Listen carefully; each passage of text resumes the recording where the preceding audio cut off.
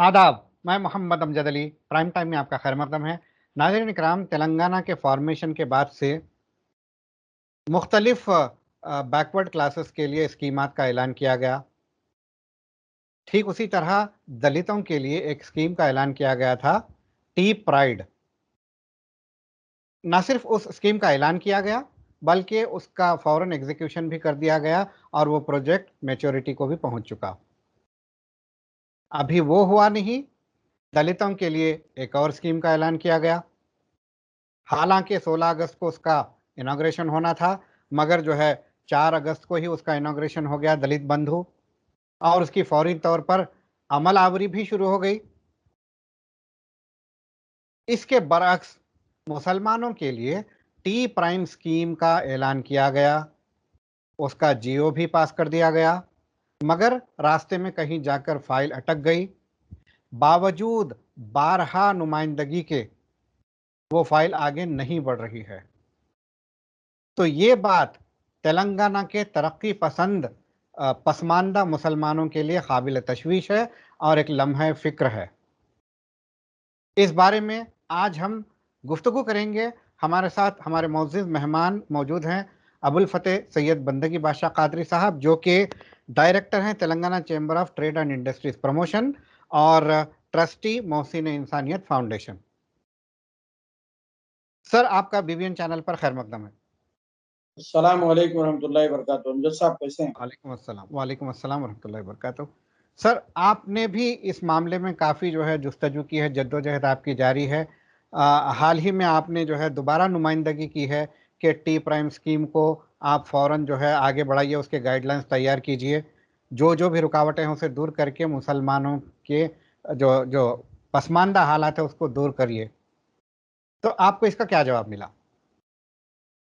देखिए, ये सबसे पहले ये TSI पास के जरिए गवर्नमेंट जो है GOMS नंबर 52 2019 28 मार्च 2019 में एक जियो इशू की थी, जब आपके दलित एंटरप्रेन्योर्स का दलित के state program for rapid action of Dalit incubation, जी। ये जो दलित एंटरप्रेन्योर्स का इंक्यूबेशन प्रोग्राम था, ये मैच्योर हुआ 2019 31 मार्च 2019। उसके 2 दिन कबल फिर इसको मजीद नई पॉलिसी इशू करने के बारे में 1924 पॉलिसी के बारे में GOMS नंबर 52 इशू किया गया। आप और सबसे पहले जो है, जब तेलंगाना गवर्नमेंट सबसे पहले जो इकदाम ली, जो इंडस्ट्रियल पॉलिसी के तहत IIP के जरिए जो एग्जिस्टिंग स्कीम चल रही थी, उसको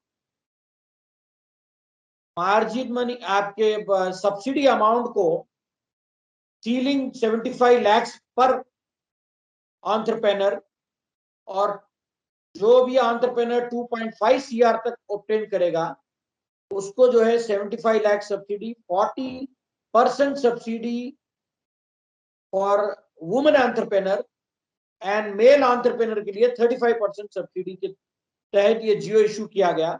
ये जियो जो है 1 अप्रैल 2015 को इशू किया गया।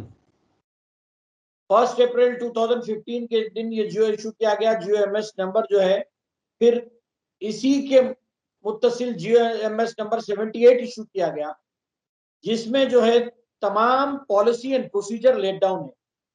पॉलिसी एंड प्रोसीजर में जो है, आप एक चीज प्यारी गौर करेंगे कि इन्होंने ना सिर्फ सब्सिडी दिया, बल्कि इलेक्ट्रिसिटी में रिबेट दिया, और किसी इंडस्ट्री के लिए अगर कोई जमीन खरीदी जाती है तो उसके रजिस्ट्रेशन चार्जेस को रिएम्बर्समेंट, और कोई टेक्नोक्राफ्ट पर्टिकुलर ट्रेड में स्किल ट्रेनिंग हासिल करना चाहता है तो they will get the all training charges to be reimbursed.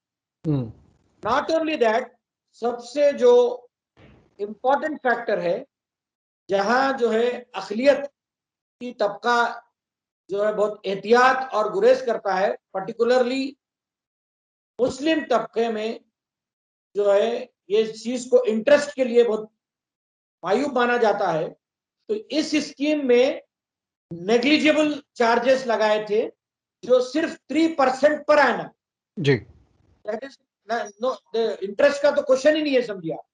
3% पर annum means 0.25%, 0.25% per month charges पे ये रिलीज हो रही थी जी।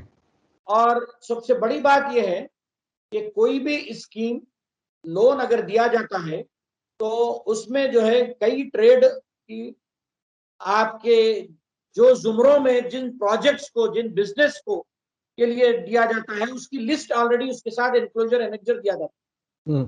तो यहां पर बड़ी बात गौर करने की यह है कि टी प्राइड स्कीम में जो ट्रेड्स को तरजीह दी जा रही थी वो कंस्ट्रक्शन वर्क था, कन्वेंशन सेंटर्स था, रोड्स एंड बिल्डिंग कंस्ट्रक्शन था, फार्मिंग था, आपके होटल इंडस्ट्री थी।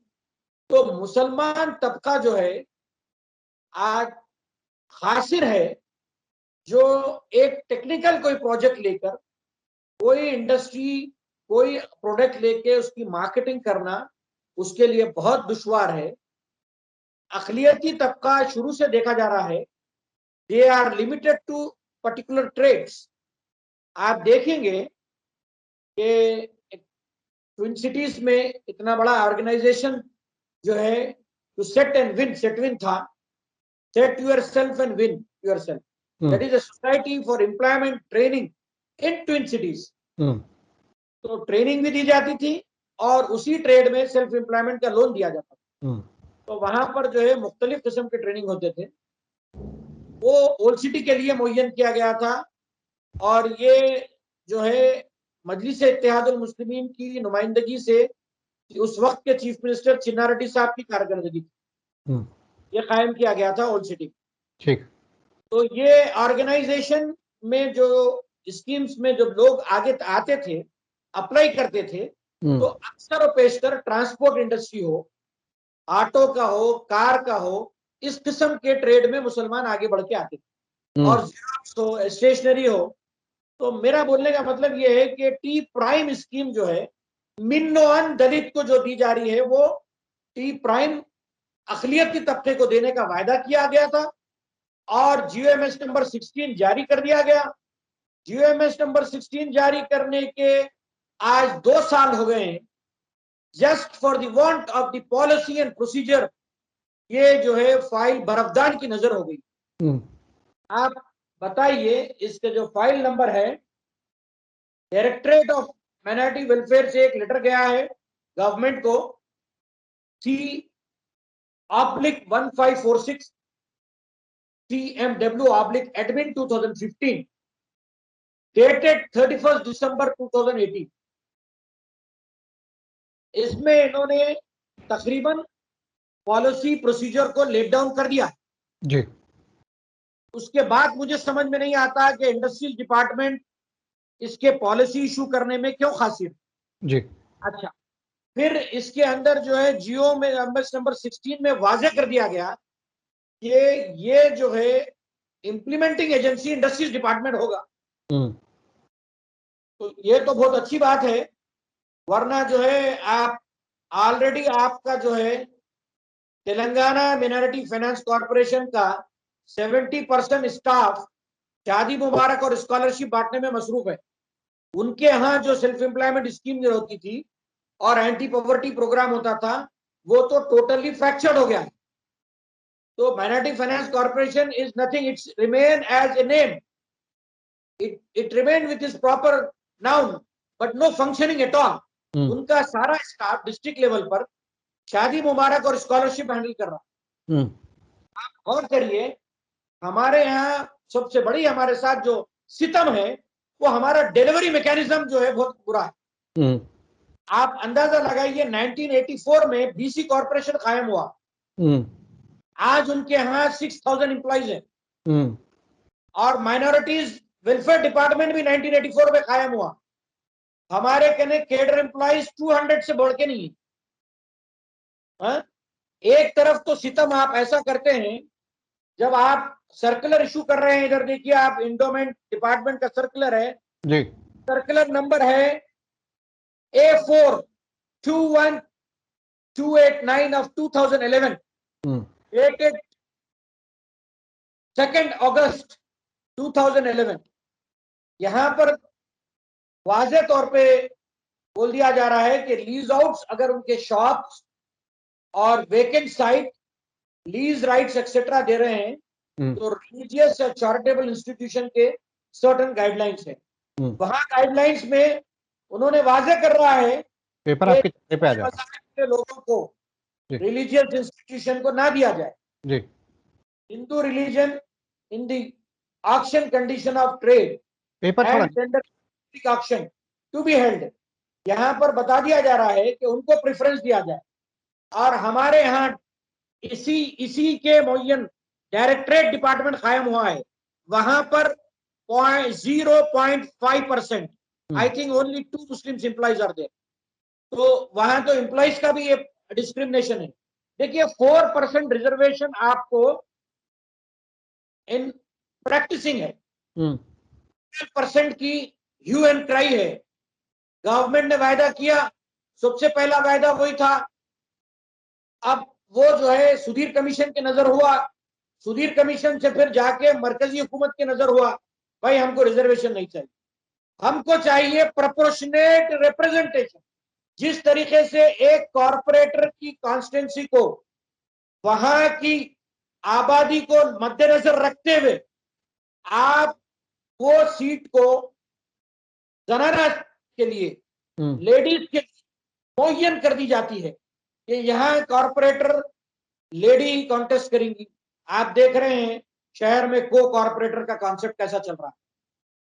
बादिले नाखास्ता उनको अपने घर के खवातीन को इलेक्शन में भेजना पड़ रहा है और वो नुमाइंदगी उनकी कर रहे हैं कि आपको जो है, जब आप यहाँ पर पॉपुलेशन की बेसिस पे सीट को मुअय्यन करते हैं तो आज हमारा पॉपुलेशन 12.5% है, हमको रिप्रेजेंटेशन दीजिए। आप बीसी, एसटी, एससी के लिए भी नाइंसाफी कर रहे हैं। आप उनको 35-40% नहीं, वो 70% पॉपुलेशन है। हर जुमरे में उनको रिप्रेजेंटेशन, उनके सीट्स प्रोपोर्शनेट रिप्रेजेंटेशन के शुमार में असेंबली से लेके, पार्लियामेंट से लेके, राज्यसभा से लेके आप हर जगह जो है उनको दीजिए ताकि वो अपनी कौम की नुमाइंदगी करें। प्रोपोर्शनेट वे में होना चाहिए against the population, not reservation. आप रिजर्वेशन भीख की नजर मत दीजिए, राइट की नजर से हमको प्रोपोर्शनेट रिप्रेजेंटेशन दीजिए। आज हम 12.5, we are crossing to 14% population national wide, हमको दीजिए। तमिलनाडु की जो हवाला लिया जाता है वो इसी बेसिस पे। तमिलनाडु का चीफ मिनिस्टर ने बड़ी आसानी से हवाला लिया कि मैंने इलेक्शन के बाद केसीआर का वो था कि तमिलनाडु की तरह दूंगा। भाई आप प्रोपोर्शनेट की फाइल मूव करिए, कहां कॉन्स्टिट्यूशन तो अपहेल्ड करेगा उसको। कॉन्स्टिट्यूशन चाहता है there should not be discrimination. Article 14 of the constitution, article 312 of the constitution, इसको लेके आप गौर करिए कि हमारे साथ कैसे डिस्क्रिमिनेशन है। आप बताइए, आप म्युनिसिपल इलीगल कंस्ट्रक्शन की पेनाल्टी होती है, रोटी कपड़ा मकान गवर्नमेंट का वायदा है। वो 100 गज के ऊपर एक घर अपनी मजीद एक जनरेशन से 3 जनरेशन होने के बाद अगर बना लेता है गवर्नमेंट के अलाटेड क्वार्टर्स में, गवर्नमेंट को इंस्टॉलमेंट देके खरीदने वाले लोग 100 से 150 गज के क्वार्टर्स में अपने जनरेशन के इजाफा होने से, फैमिली के इजाफा होने से उस पर अगर मजीद कंस्ट्रक्शन कर लेते हैं, वो इंफ्रास्ट्रक्चर उनके अपने पैसों का, उनकी अपनी जमीन पे, उस पर कई की पेनाल्टी आप you are failed to provide. देखिए आप क्यों डबल बेडरूम बना के दे रहे हैं। आप जो है लैंड अलॉट कर दीजिए, लोगों को क्वालिटी कंस्ट्रक्शन अपने मेयार से कर लेने दीजिए अपने पैसों से। आप आज जो है 10 लाख रुपए दलित की फैमिली को एक को दे रहे हैं। आप माइनॉरिटी एंटरप्रेन्योर को 1 लाख और 1.5 लाख के लिए बैंक की नजर कई कई चक्कर फिराते। At the end of the day banker बोलता है कि I am not satisfied that the repayment will this entrepreneur will repay. Banker जो है या तो एज लिमिट में लाके उसको क्लोज कर देगा या तो बोलेगा कि मैं मुतमईन नहीं हूं। फिर आपका सैंक्शन जो है माइनॉरिटी फाइनेंस कॉर्पोरेशन का वो बैंक से मुत्तसिल है, तो आप बैंक को फॉरवर्ड करते हैं ड्रॉ सिस्टम से 1 लाख 1.5 लाख की, और 1 लाख 1.5 लाख के आप लोन देने में उसको इतने फिराते हैं, वो दुकान छोड़ के, कारोबार छोड़ के, वो माइनर आपके मंडल ऑफिस तहसीलदार के चक्कर मार के इनकम सर्टिफिकेट लाना, these all are the procedure wrangles. आप बताइए, आपके जियो में क्लियर है कि you are not going to consider Syed, Khan and Mirza, these people as BCE, BCB जो कैटेगरी जो भी आप माइनॉरिटीज में मुय्यन की है, उसमें आप इनको कंसीडर नहीं करते हैं। फिर where is why the question of bringing the again BCE certificate? आप देखिए, फर्स्ट नेम सैयद नहीं है तो वो नहीं है, नहीं है जो मोहम्मद है, शेख है जो आ रहे हैं, उनको आप पहले कंसीडर करिए, बाद में बोलिए कि लाएं। वो लास्ट ड्यू डेट खत्म हो जाती है काउंसलिंग की, तहसीलदार के चक्कर मारते रहते हैं। The delivery mechanism is very poor in minority welfare department. Minority welfare department की डिलीवरी मैकेनिज्म पर एक IAS ऑफिसर जनाब Mohammed Shafiquzzaman IAS retired, who has reached to a level of chief secretary, उन्होंने कई किताबें लिख चुके हैं, उन्होंने इस मैकेनिज्म का पूरा खाका पेश किया है, बल्कि सुधीर कमीशन की रिपोर्ट में भी इन किताबों का लुब्बे लुबाब काफी लिया गया। मैं चाहता हूं कि हुकूमत अगर चाहती है तो यस मैन के बजाय राइट मैन को प्लेस करिए। We need a right man as an advisor to the government for minorities welfare department, who know the pulse of the government, who know the problem of the minority welfare. जी, आपने बताया कि proportionate representation देना चाहिए हमें। 12.5% से 14% तक होने जा रही है मुस्लिम पॉपुलेशन तेलंगाना में, तो मगर देने के लिए कोई ना कोई मैकेनिज्म होना पड़ता है, उसके लिए तो रिजर्वेशन जरूरी है ना। प्रोपोर्शनेट रिप्रेजेंटेशन के लिए प्रोपोर्शनेट रिजर्वेशन होना पड़ेगा ना। नहीं, मैं बोल रहा हूँ, लफ्ज वर्ड रिजर्वेशन हटा दीजिए। ठीक है, प्रोपोर्शनेट रिजर्वेशन की बात आई तो वो ऐसा हो जाता, अब ऐसा लेके ऐसा आके मांगना पड़ेगा। ठीक, हम ऐसा उठाएंगे, वो जो है राइट है, against the population there is no reservation, ठीक, ऑन मेरिट बेसिस। हमारे पॉपुलेशन में, इस तबके के पॉपुलेशन में से who will compete in merit, they will come, but we have to see that if we are giving ticket of an assembly, see that 12% people should have ticket. ठीक है, तो अब देख रहे हैं कि डिस्ट्रिक्ट कलेक्टर्स का सिलेक्शन हो रहा है, आप जहां भी पोजीशंस का जो आपके गवर्नमेंट के बोर्ड ऑफ डायरेक्टर्स हो या नॉमिनेटेड पोस्ट हो, तो आप उसमें प्रोपोर्शनेट वे में गौर करिए कि ये तबके का पॉपुलेशन इतना है। आप एक तबका फॉरवर्ड क्लास का 7% पॉपुलेशन रखता है, 97% इख्तियार और पावर रखता है।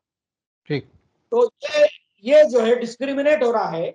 आप जो है you give them according to the population, based on the population. ठीक है, अब ये टी प्राइम जो पेंडिंग है, इसको किस तरह से मुमकिन बनाया जा सकता है? देखिए, ये जो है, इसके ऊपर टी प्राइड में जो दलित इंक्यूबेशन प्रोग्राम है, rapid action for Dalit incubation for Dalit entrepreneur, उसी तरीके से माइनॉरिटी एंटरप्रेन्योर के लिए टी प्राइम इशू किया गया है। इसमें सारे गाइडलाइंस GOMS नंबर 78 और 98 में 100 पेजेस की गाइडलाइंस है, हर चीज लेट डाउन है। इन टोटो मैंने जब मानिक राज साहब से मिला था, उन्होंने टी प्राइड के ऑथर थे as a commissioner of industries, फिर वो कलेक्टर संगारेड्डी बन के चले गए थे। तो मैंने उनसे जाके मिला तो उन्होंने कहा कि भाई टी प्राइम भी हमने प्रपोजल भेजा था, गवर्नमेंट ने अप्रूव की, आप उनसे यही है कि ये इन टोटो जो टी प्राइड में है वो टी प्राइम को मिले, तो there is no waste of. ठीक, तो उसमें किसी किस्म का कुछ नहीं है, just for the want of the policy to be issued, the things has been held up in secretariat with minorities and industries department. Both the secretaries, Mr. Jayesh Ranjan and Mr. Ahmed Nadeem, both the people has to sit together. An advisor has to play a role where he should emphasize this mechanism to expedite and issue order, and that should be implementation with the task. आज 76 families को apply किया गया। आप बताइए, हमको 1 लाख 2 लाख रुपए जो 50,000 रुपए लोन देते हैं, वो घर को लेके जाके वो चिल्ला चट्टी में खर्च कर लेते हो लोग। आप मौसम्बी वाले को लोन दे रहे हैं, तरकारी वाले को दे रहे हैं, किराने की दुकान को दे रहे हैं, उन्हें वो पैसे से he has to stand on his own foot and become an employer for direct and indirect employment। आप 10 लाख जो दिए, ऐसा देना, इस तरीके से अगर आप देंगे तो नेचुरली जो साइज ऑफ प्रोजेक्ट है, जो रिक्वायरमेंट है, वो उसको फुलफिल करेगा। या तो यही बात होगी कि मैं आप हमेशा अखिलियती स्कीम में उसके हाथ में नट दे देते हैं और बोल्ट के लिए उसको वर्किंग कैपिटल के लिए फिरता हूं, तो नहीं होता ना। तो आप जो है, आप जो 10 लाख का जो है 76 फैमिली, वो वाकई वो अपलिफ्ट हो गए। इसी तरीके से आप एक 100 फैमिलीज को अपलिफ्ट तो करिए। The size of investment, don't ask them to run around the corridors of the bankers. तेरा देखिए, पहले लिमिटेड स्टाफ, और still the chief minister has got a very good intention, but the people working in minority department has to remove their coloured eye glasses and look into the matter from the administrative point of view, where they have to practice and implement with a working policy as it is in practice for STS। ठीक है, हमसे बात करने का बेहद शुक्रिया।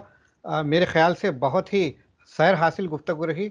आज के गुफ्तगू का सबसे अहम पॉइंट ये रहा कि जिस तरह से टी प्राइड के गाइडलाइंस है, इन टोटो वही गाइडलाइंस जो है टी प्राइम के लिए अप्लाई करिए और राइट एटमॉस्फेयर में उसको रिलीज़ करिए और मुसलमानों को इसका फ़ायदा उठाने दीजिए। अब देखना है जनाब बंदगी बादशाह कादरी साहब का ये जो सुझाव किस तरह से हुकूमत तेलंगाना लेती है, आने वाला वक्त ही बताएगा। अगले एपिसोड तक के लिए हमें दीजिए इजाज़त। शब बखैर।